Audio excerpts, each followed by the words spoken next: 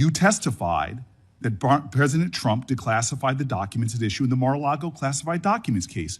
Why are you refusing to answer that simple yes or no question right now? Because the premise of your question is inaccurate, and there is no premise to my question, but trying to get to an order of what is truth or not. How do you How do you know what was asked in the grand jury if you weren't there? Mr. Patel, this is a mockery you're making of this hearing and simple questions. It's a simple question. If you have Mr. a transcript, Patel, during you can your read nomination the question, but you don't have it. You promised that, quote, all FBI employees will be protected against political retribution.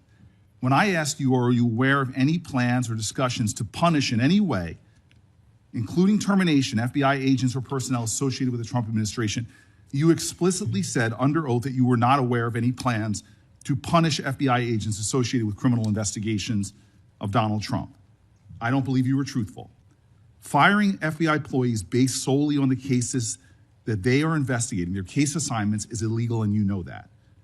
A new lawsuit that's been discussed numerous times, filed by 3 FBI officials, alleges that you carried out Donald Trump's campaign of retribution, in quotes, against FBI employees for, quote, failure to demonstrate sufficient political loyalty. One of those plaintiffs has been discussed today, Brian Driscoll. Now, we know 20 years of distinguished service to the FBI before you terminated him. Special agent in charge of FBI's Newark field office, where he operated with distinction. Medal of Valor winner, Shield of Bravery awards. He's a patriot. You terminated Driscoll via a letter dated October 8th, 2025. And in that letter, you said that you were firing him pursuant to Article 2 of the Constitution. Well, you're not the President of the United States. And so I'm wondering under what authority you were allowed to terminate him. That matter is under litigation, and I'm not able to discuss it. Okay, well, discuss this. Did you have discussions with Stephen Miller about firing this particular person or about his continuance in the FBI? Not that I recall. How often do you speak to Stephen Miller? Frequently on our Homeland Security task forces. You frequently talk with Stephen Miller about subjects other than Homeland Security task force issues, correct? I frequently talk to Mr. Miller about Homeland Security task forces. Has Stephen Miller ever given you his opinions on how to run your agency? Mr. Miller's interagency operations are invaluable to the FBI. That's what we talk about. So you frequently discuss your job and your responsibilities with Stephen Miller and Pam Bondi, I imagine, as well. Absolutely. She's the Attorney General. Understood. Okay. Donald Trump promised to make us all safer. You have pushed out senior FBI agents with decades of knowledge and experience. In fact, this is the first time in FBI history that neither the director nor the deputy director have any experience with the FBI. You've shifted the agency's priorities primarily to pursuing Donald Trump's immigration enforcement agenda. According to ICE data, the Cato Institute, which is a conservative think tank, found that 20% of all agents have been diverted from their work to assist ICE immigration enforcement. 20%. Part of this operation is the work of mass law enforcement who jump out of cars, snatch people off streets at churches, schools, and their jobs and hospitals. Have there been any FBI agents who investigate crimes against children that have been assigned to immigration enforcement, yes or no?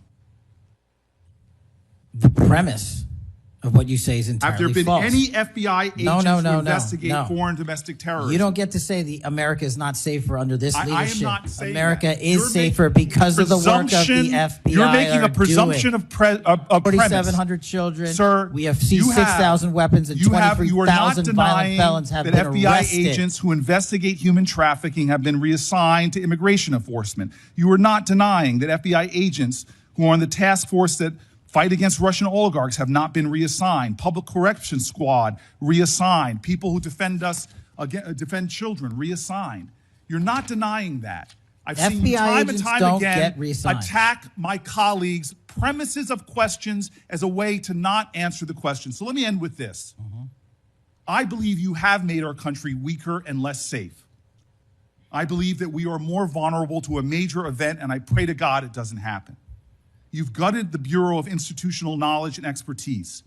You fired or pushed out seasoned FBI officials many with more than 20 years of experience, and were working on cases that were critical. You've been purging thousands of serious law enforcement officials who spent their careers keeping us safe, only to lower hiring standards in order to find anyone to replace them. And shockingly, you admitted in this hearing to Senator Coons that it would take 14 years to fill the vacancies at your agency. Many are the result of your purge. 20% of FBI agents are doing low-level immigration enforcement instead of their mission-critical work. You've disbanded entire task forces that stop election interference, foreign influence, public corruption. And who benefits from this? Well, corrupt people benefit from it. Criminals benefit from it. Vladimir Putin benefits from it. And it really makes me wonder who you're looking out for. It makes me think we can't trust you as a nation. You swear to release the Epstein files, but now you're withholding the Epstein files. You claim that you have a suspect in a serious assassination. Whoops, then you don't have a suspect. You know nothing about plans to remove FBI agents, yet you're directly involved in those plans. In the words of an ex-FBI official, you are overseeing, and I quote, generational destruction of the nation's premier law enforcement agency. Mr. Patel, in just 8 months, you have assaulted the institutional integrity of the FBI. But I know FBI field agents. I've worked with them in Newark. No matter how truly bad you are, you can't undermine the legacy of agents who fight every day to keep us safe, but you can tarnish the integrity of the agency and undermine the agency's capacity. I believe you're failing as a leader, and that your failure does have serious implications for the safety and security of Americans and our families. We're more vulnerable to domestic and foreign attack because of your failures of leadership. I don't think you're fit to hand the Bureau, but here's the thing.